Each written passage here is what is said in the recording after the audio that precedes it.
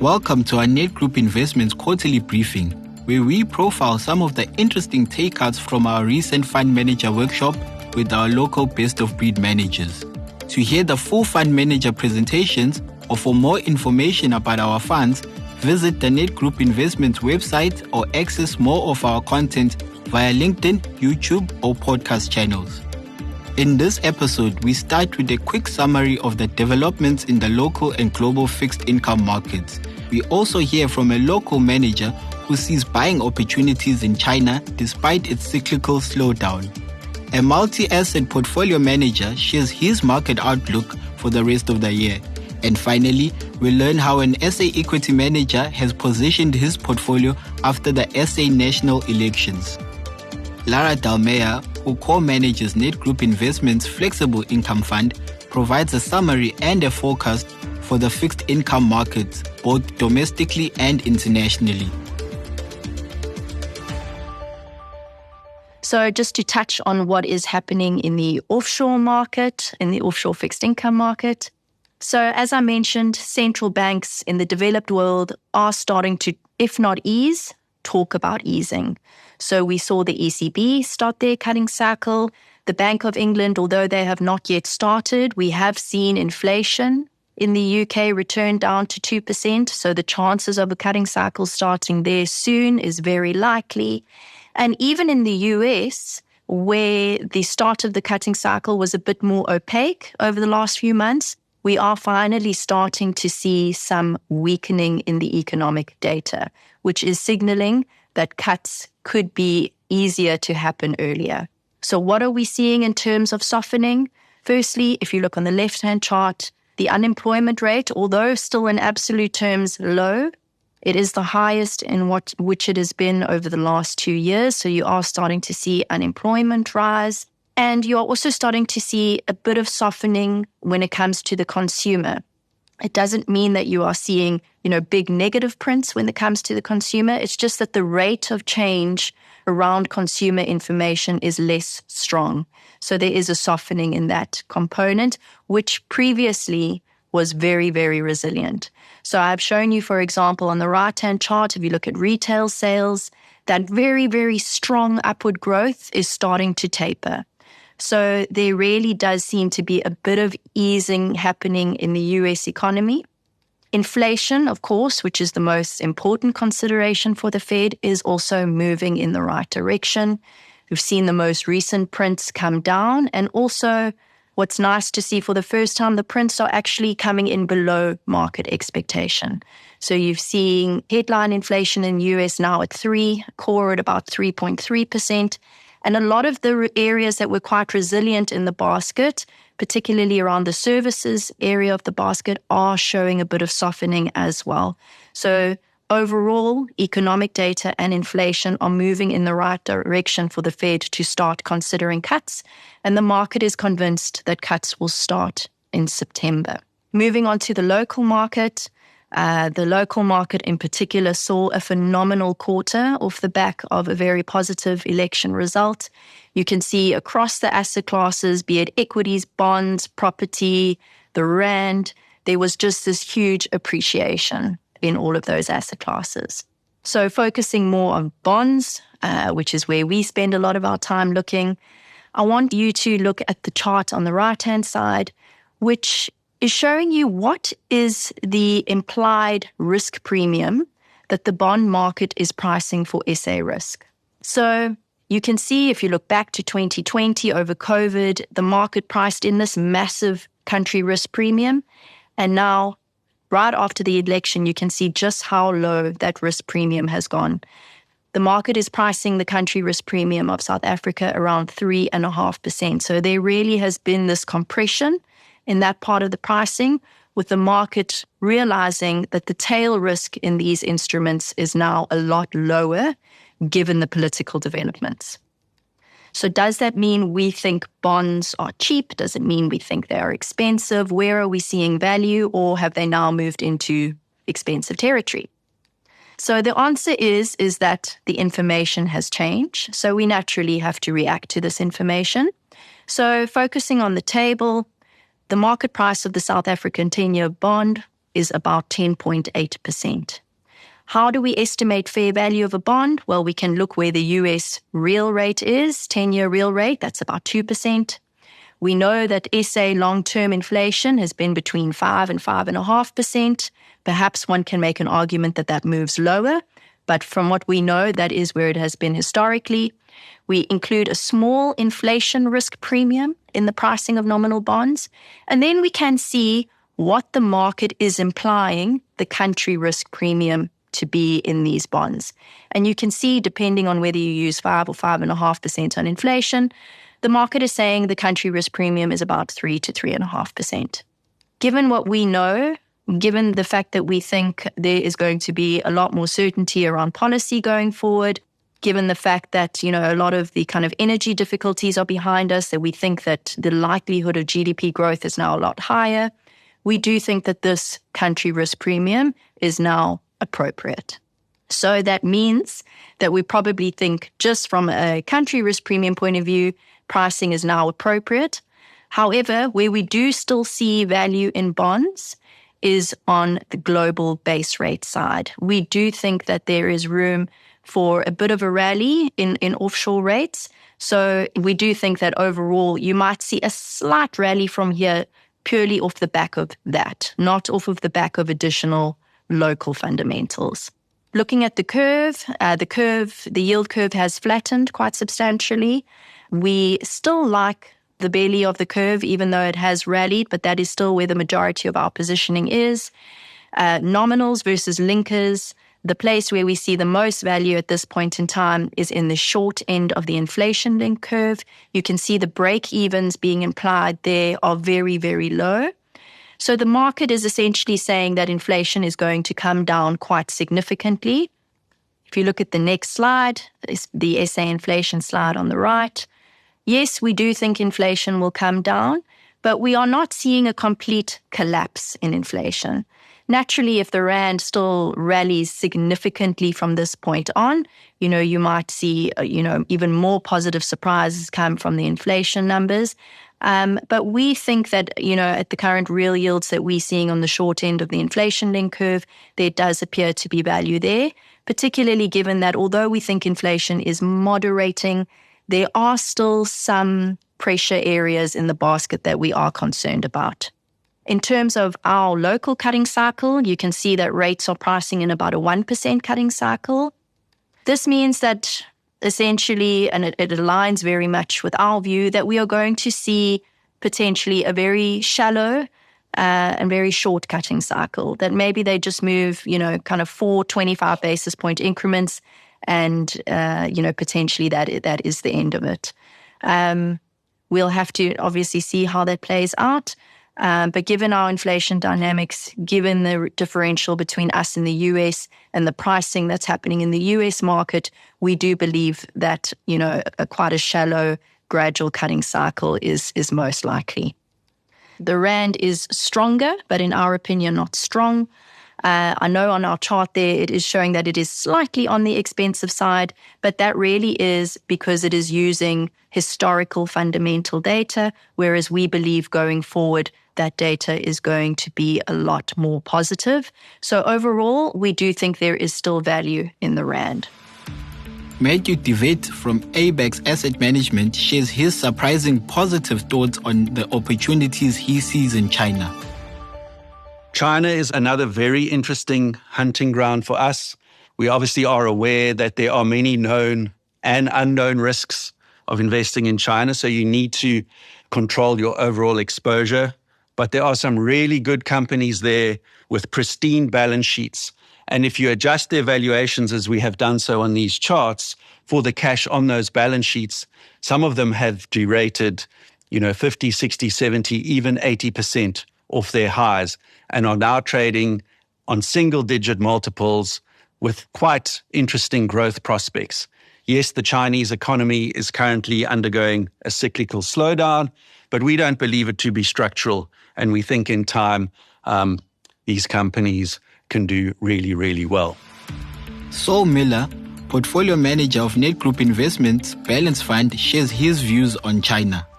Moving on to China, what I'm showing you here is a slide of the property cycle for a number of different regions in the world. And what you'll see is from the period from peak property prices to trough property prices has generally been about 6 years. China has only been going down for about 2.5. So there's still quite a bit of time left for them.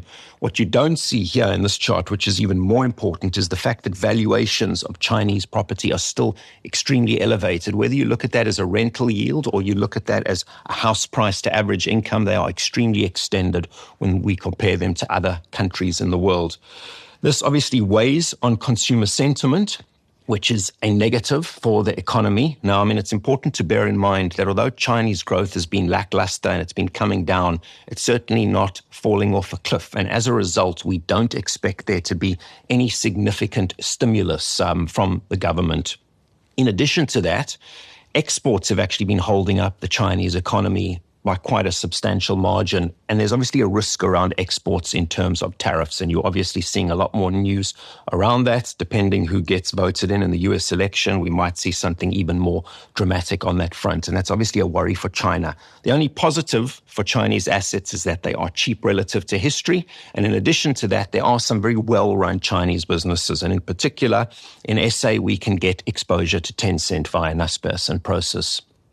So we're not expecting much of a benefit to commodities from China at this stage. However, we are seeing a basing out in the manufacturing confidence index and in manufacturing. It's been quite lackluster across the world. We're seeing signs of positivity emerging in emerging markets. Hasn't been quite as buoyant in Europe, but hopefully we do see some bottoming up and some continuation or some uptick here, and that would be positive for commodities, and that's obviously good for South Africa. There's also quite a correlation or reasonable correlation between manufacturing globally and emerging markets, and that obviously matters to South Africa, given that we are part of that emerging market stock index. In addition to that, it would also provide a bit of support for the rand, which should also be good for SA assets. Matthew de Wet shares his outlook for the rest of the year. Just to summarize, cash rates are very high globally. US bonds are near 20-year highs. We acknowledge that the US market is elevated, but fortunately you can protect that quite cheaply. And outside of the Magnificent Seven and the US, a lot of opportunities exist in those shares and markets that have been left behind. South Africa's country risk premium has moved substantially lower, which is very comforting, but we still see value there and we aren't in a rush to sell.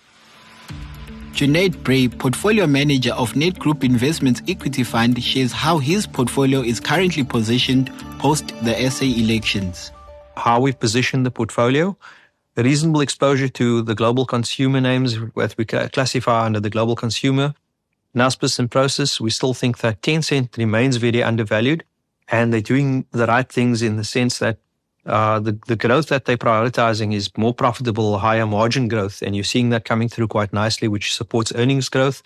The balance sheet's very strong, and they've been doing the buyback, which sort of offsets Naspers and Prosus selling down the shares. So Naspers and Prosus, their percentage of Tencent actually reduces quite slowly, given that the buyback that Tencent's doing on that side. So we quite like that, and obviously we're buying Tencent at a 40+% discount through Naspers and Prosus. British American Tobacco, still a core holding in our fund, attractive dividend yield. Richemont, we added to Richemont earlier this year.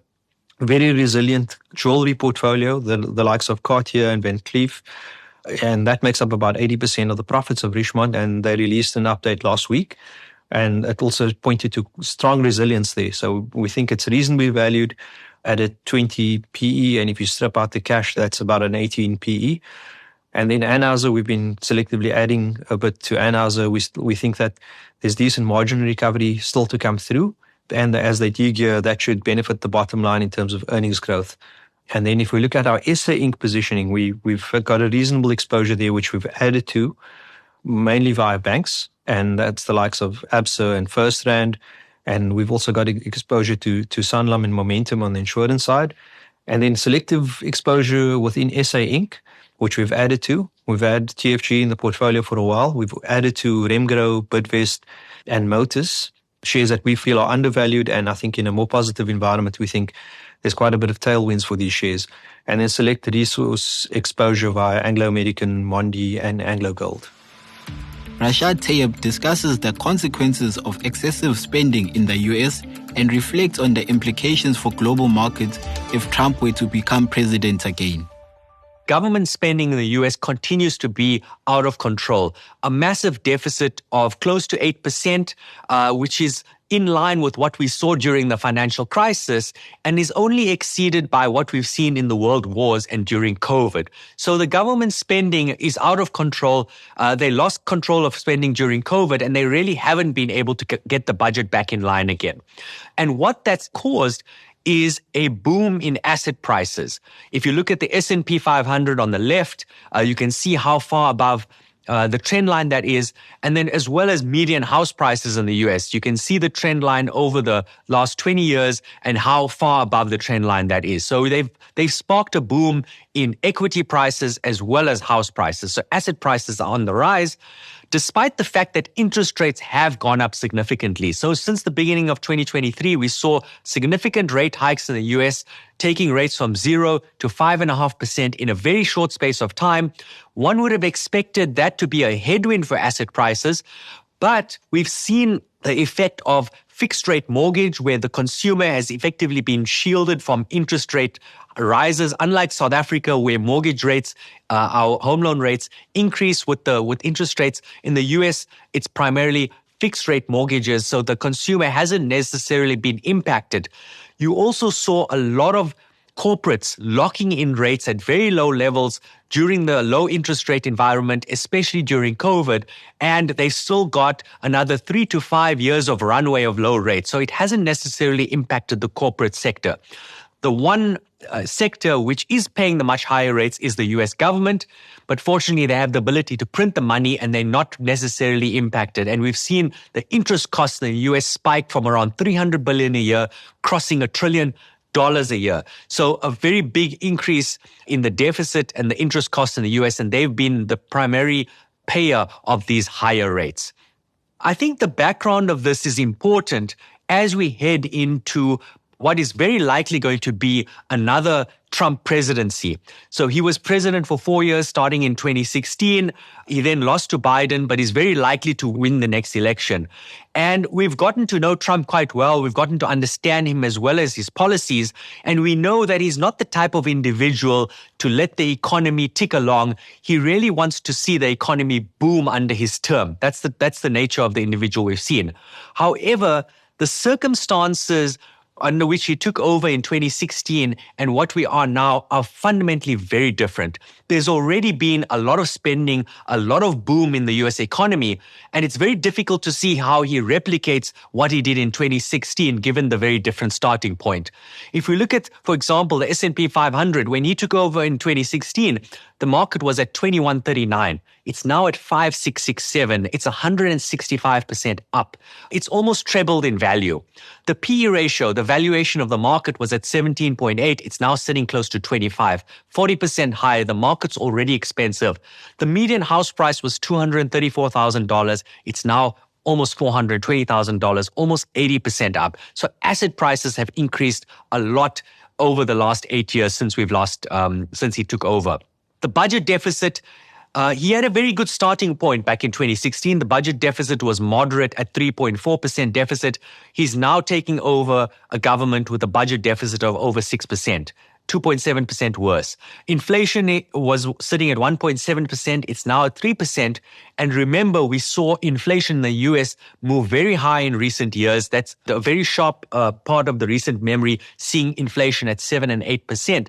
So I think it's very difficult to see central banks wanting to take risks and re-stimulate the economy and risk running inflation hot again. The one area where he does have the ability to stimulate is the Fed funds rate, which was at 0.5% in 2016. It's now at 5.5%. It's much higher than with the average that we've seen over the last 2 decades. So that's an area where I expect him to put a lot of pressure on the Fed to cut rates and help him out in terms of stimulating the economy. In terms of taxes, he did a lot in his first term. He cut tax rates for the corporate tax rate from 35% to 21%. It's still down at 21%. and he's indicated he wants to move that down to 15%. That would be a very aggressive move and would be amongst the lowest tax rates in the world on the corporate side. On the personal side, he reduced it from 39 to 37%, and it's still at those type of levels. But overall, the picture that you see compared to when he first took over is an economy which has already been pushed, it's already run hot, and asset prices are already elevated. The opportunity for him to really run a hot economy the way he'd like to is a little bit more limited. So it will be very interesting to see how his second term plays out. You can access more information about all the fund manager workshops at Net Group Investments website, YouTube, or through our podcast channels on all major platforms. This has been your Net Group Investments quarterly briefing. Make sure to check back at the end of October 2024 for our next edition.